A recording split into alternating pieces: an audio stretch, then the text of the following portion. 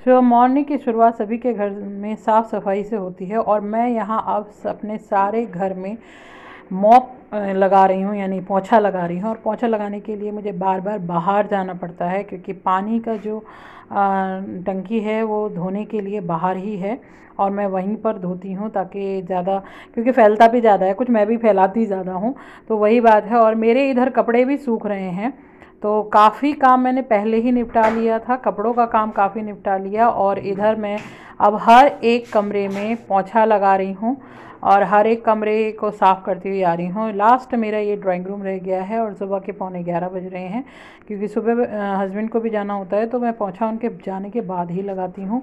तो ये काम मेरा अब बिल्कुल लगभग पूरा कंप्लीट हो गया। और तो अब मेरा जो पोंछा था वो पूरा हो गया। अब मैं बाहर आ गई, सारा कपड़े देख लीजिए कि मैंने सुबह मॉर्निंग के सारे कपड़े धो डाले हैं। जो 2 बेडशीट मेरी रह गई थी वो भी आज मैंने धो दी हैं, कितनी मुश्किल से धुली हैं। और आज भी धूप का मुझे लगता नहीं है कि धूप निकलेगी, लेकिन हाँ फिर भी मैंने फैला दिए हैं सब जगह। कपड़े मेरे हिसाब से ज़्यादातर स्टैंड पर आ जाते हैं, तो इसलिए मैंने कपड़े अच्छे से फैलाए हैं। आप सभी, मैं भी अच्छी हूँ और अभी मेरे घर का सारा काम फिनिश हो गया है।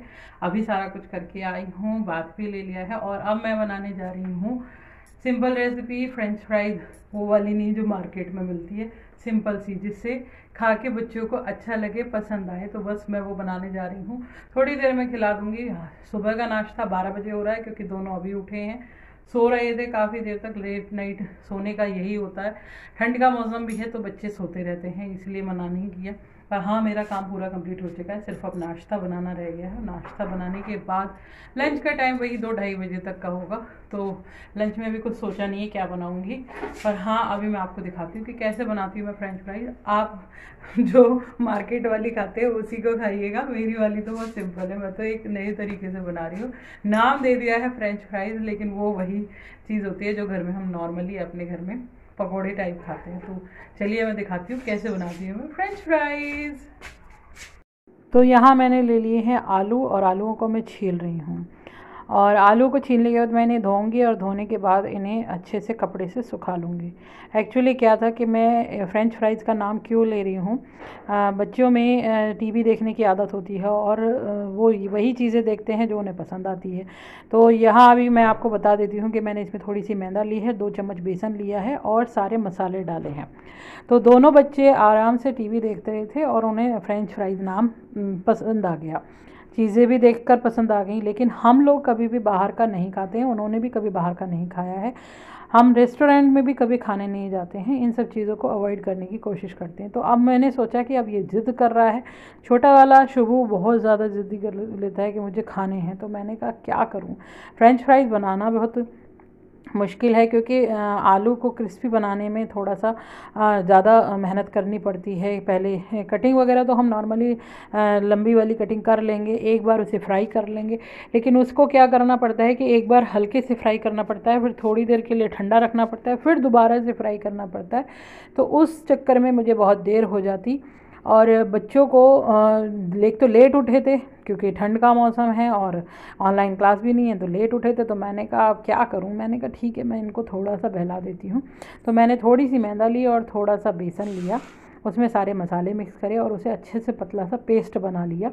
और जो मेरे पटेटो थे उनके पीसेस को मैंने लॉन्ग शेप दे दी, गोल ना देकर लॉन्ग शेप दे दी ताकि पता भी ना चले। पता तो चल ही जाएगा, खाएंगे तो बता ही देंगे, जिसमें शुभू तो बता ही देगा। तो मुझे ऐसा लगता है कि कैसी माँ हूँ मैं जो बच्चों के साथ इस तरीके की शरारतें करती हूँ, सिर्फ इसलिए कि बच्चों को बार बार जिद ना करनी पड़े और उन्हें ये लगे कि हाँ आज हमारी मम्मी ने हमें फ्रेंच फ्राइज़ खिलाए हैं, और वो किसी के सामने ये ना हो कि मैंने नहीं खाए हैं। तो मैंने कहा चलो ठीक है। अब मैंने इसे काफ़ी मिक्स कर लिया, पेस्ट को थोड़ा सा गाढ़ा कर रखा था, तो फिर मैंने उसमें थोड़ा सा पानी मिला लिया और पेस्ट लगभग ठीक हो गया, स्मूथ हो गया। और जो आलू मैंने काटे हुए थे उनमें मैंने उन्हें हल्का हल्का लगाया ताकि महसूस ना हो।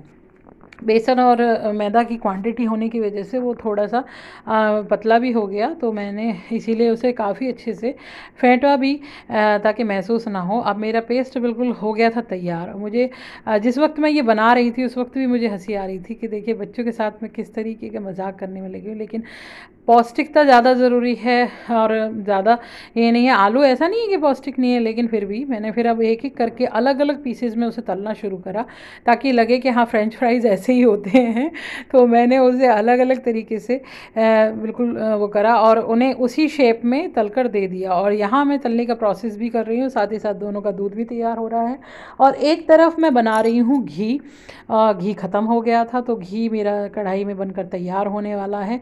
अब मैं ये देख रही थी, मैंने कहा जब ये सीख जाएंगे तो इनको दे दूंगी। और शुभू और एकलव्य इस वक्त अपना बाथ ले रहे हैं, तो वो इस वक्त किचन में आएंगे भी नहीं, तो मेरा जो प्रोसेस है वो भी नहीं पकड़ा जाएगा। वो नहीं तो आते ही शुभू कह देगा ये तो बेसन के पकौड़े हैं, मेरे को तो नहीं खाने हैं। अब मेहनत भी करी है, काम भी ख़राब होगा और खाएगा नहीं तो उल्टा और गुस्सा आएगा। तो मुझे मौका भी मिल गया कि ये जितनी देर नहाने में लगाएगा, तैयार होने में लगाएगा, उतनी देर में मेरे सारे पकौड़े बनकर तैयार हो जाएंगे। पर मैं नाम उन्हें फ़्रेंच फ्राइज़ ही दे रही थी कि जल्दी जल्दी हो जाओ। मैं कह रही थी कि जल्दी जल्दी तैयार हो जाओ, आपके फ़्रेंच फ्राइज़ बनकर तैयार हो चुके हैं। और मुझे ऐसा लग रहा था कि मैं बच्चों के साथ कितना बड़ा धोखा कर रही हूँ।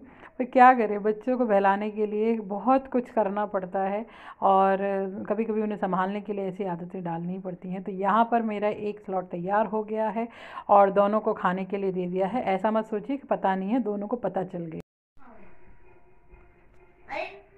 कैसा बने? बढ़िया। बढ़िया। एकलव कैसे बने?